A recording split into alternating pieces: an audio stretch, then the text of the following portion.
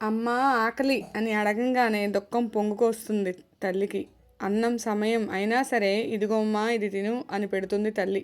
ఇంకొంతమంది తల్లులైతే టైం ప్రకారం డిలే అవ్వకుండా అన్నీ కూడా టైం ప్రకారం అన్నీ అరేంజ్ చేసేస్తారు. ఆకలి అంటే ఏంటో కూడా పిల్లలకి తెలియకుండా పెడతారు అమ్మలు.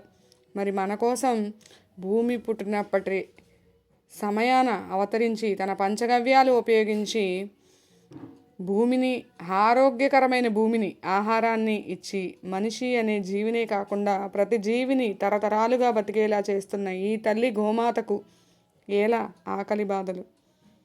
మనం కష్టపడి సంపాదించిన దానిలో ఒక్కరోజు శ్రమ మనం తిండికి ఇవ్వలేమా? ఆ తల్లికి అన్నం పెట్టలేమా?